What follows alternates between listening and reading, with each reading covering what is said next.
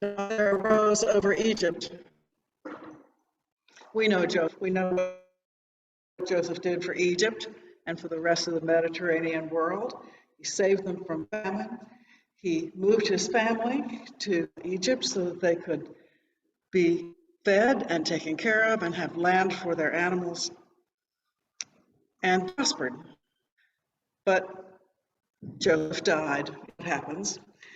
And so the pharaohs began to realize that the Israelites were not Egyptians, they were strangers in their land, and perhaps they needed to be put to work. And we know the story about how the work got harder and harder in the building of the pyramids, and how at some point they realized that there were too many Israelites, and so the boy babies were to be killed upon birth. And how Moses was saved by the midwives, and how his mother hid him, and the Pharaoh's daughter found him, the palace rather, to be raised as an Egyptian child.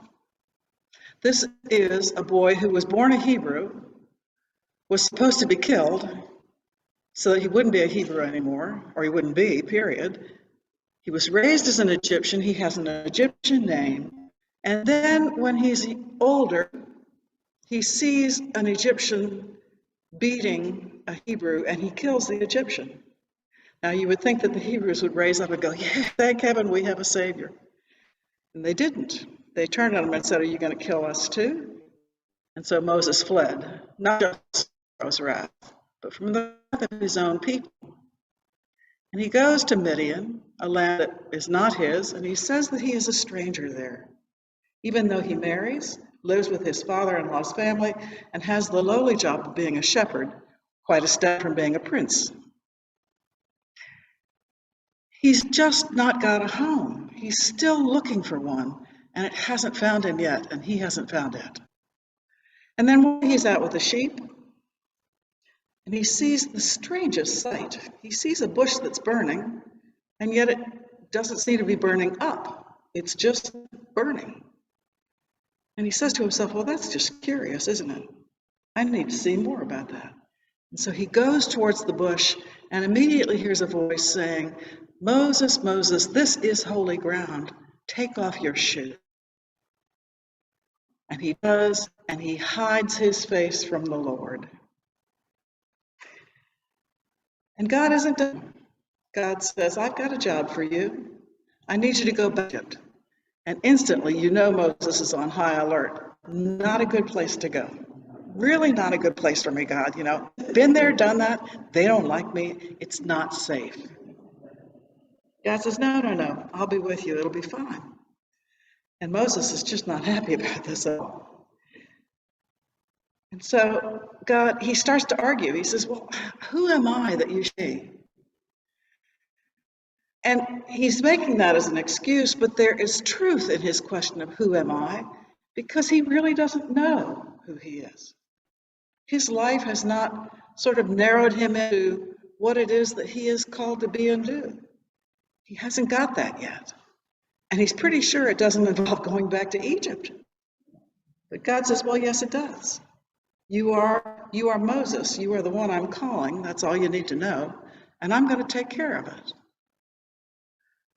Now, Moses knows that, okay, that might be okay for Egyptians, but those Hebrews don't love me either. They think I'm going to kill them all. I convince them that I come with your. God says, just tell them I am who I am. Now, there's a curious thing in Hebrew, which is about the only thing I remember about learning Hebrew, aside from reading from right to left. That is that the verbs all show up in present tense. So, of course, we would translate it, I am who I am. But just because they look like they're present tense doesn't mean they are. This could also be, I am who I was. I will be who I am. I will be who I will be. I was who I will be. Take your favorite declension of the verb to be, and it fits. As I am, I will be, I I am the creator, I was the creator, I will be the creator. It's all the same. And Moses says it's not enough. And God says, tell them, I am the God of Abraham, Isaac, and Jacob sent you. Now, I do find it curious that they don't mention Joseph, who we think is one of the patriarchs, but maybe it was too soon. Maybe he was still too young, too newly dead to be patriarch. We don't know. And this is Moses' charge, his call to ministry. He doesn't think he has any of the skills. If we go on to read, he says, I can't talk, I lisp or something, I stutter. He's got some, malady of speech. And God, that's okay, I'll have Aaron talk for you. He says, but you need to go. It's you, it's your authority. Moses is going, what authority? I take sheep. That's my authority. Sheep, that's it. And they're laws, so I don't really have that authority either. It's borrowed authority. It's a very strange story. And yet, it speaks to us even today because in many ways, many of us, if not all of us, are somewhere in that story. Let's start with seeing the burning bush. What a curious thing that is. Now, I don't know about you, but I've sort of been taught that, it's okay to be curious, how far that takes you, You can stand here and go, wow, that bush, okay, well, it's not burning up. Yeah, well, look at that, I gotta go. And so we go off in another direction and we skip the burning. Moses says, that's strange and I need to get closer and see that. God calls us closer when we are curious things. God says, maybe you should look into that a little further. Of course, now in this day and age, it means we pull out our cell phone. But that's okay. It's still being curious and having your curiosity, in some cases, if not satisfied, at least drawing you further into the, well, what is that really? And why is this important to me? Why do I care about a burning bush, God? He says to Moses, take off your shoes, leave your feet on, they're good. Take off your shoes because this is holy ground. Now, there are lots of reasons why we take off our shoes when we enter a place. One is perhaps out of respect for the culture or the people who live there, or who work there, or who worship there. One is because we don't want to attract dirt in the house. I know a lot of houses where you take your shoes off as you come in the door so that you don't walk all that dirt from the street into the house. I've often thought that was a good idea, and sometimes, particularly winter, that's what we do at my house. But there's another reason we take off our shoes when we come, and particularly when we come into our own homes, or perhaps somebody else. And that's because that taking off of our shoes leaves the outside world outside and allows us to just be us, to be at home, to be at peace, to be in a place where we're safe. Now, that might not be home for you. I don't know. It might not be your workspace. It might not be here. But it is necessary that we find that place. And that when we do, we treat it with the respect it requires. Whether we're actually able to take our shoes off because of where this is, I'd have mine off now, but you'd all look at me funny. Finding your holy space, finding that place that is home for you, where you do not have to have on a public face, you do not have to rely on artifice and artificiality to make you acceptable to others, where you can just be who you are. And that's what God wanted Moses to be.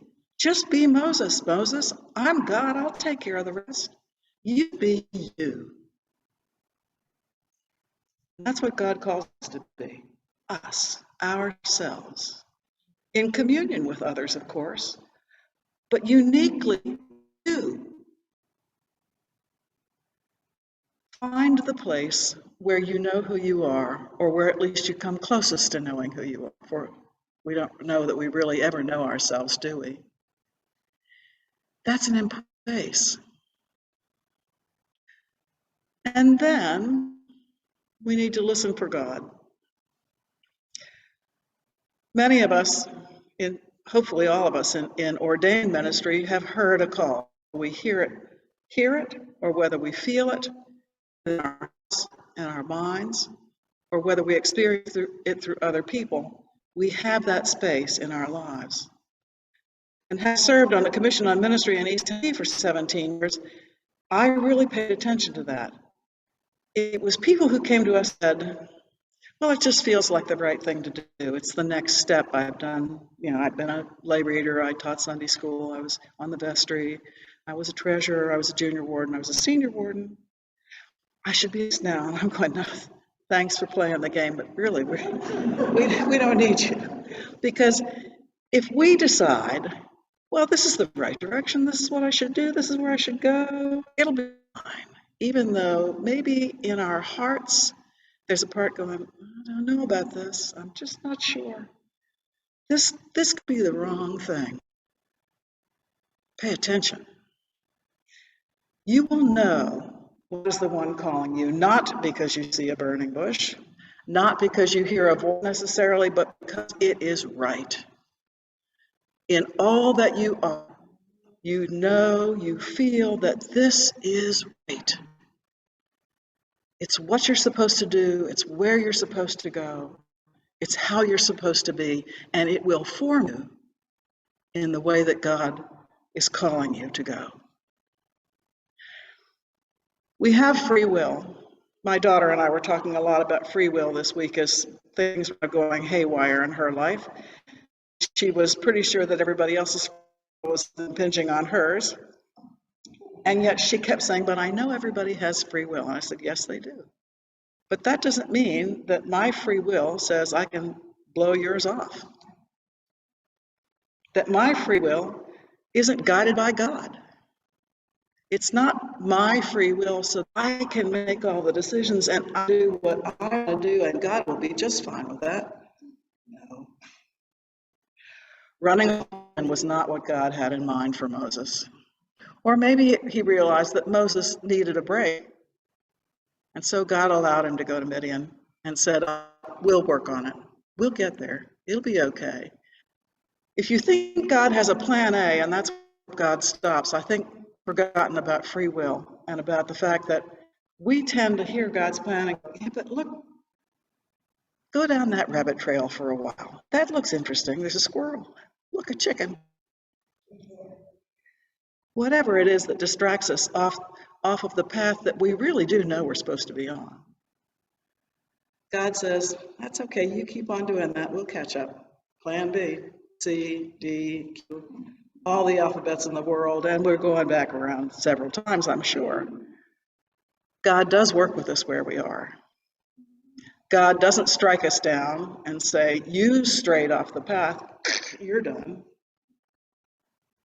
But God does say, you know, you shouldn't have. And it's up to us to listen.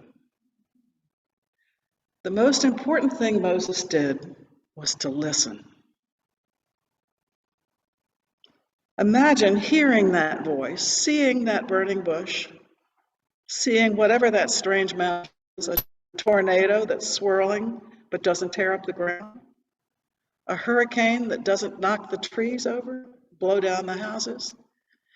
Think of what it is that most impresses, would most impress your mind today, and see it in all of its terribleness and realize it's not doing any damage. Wouldn't you want to go figure out why? Even if you started with Googling it on your phone? Wouldn't you check into that? And when you do, and you hear a voice say, Margaret, Margaret, take off your shoes. This is holy ground. Yes, falling down in fear is an absolutely appropriate response to that. But so is, here I am. Here I am. The response that every prophet makes to the Lord. And not just prophets. Normal, everyday people who check out your groceries, who used to fill your gas tank, but we don't do that anymore except in New Jersey, who care for your lawn, who wash your car maybe, who just stop in the street to say, "Hi, how are you?" They're all in that group. They are all holy people, and they are inviting you into their holy place. Make sure you look for your own holy place and then invite others into it. And say, "Here I am. Won't you come?"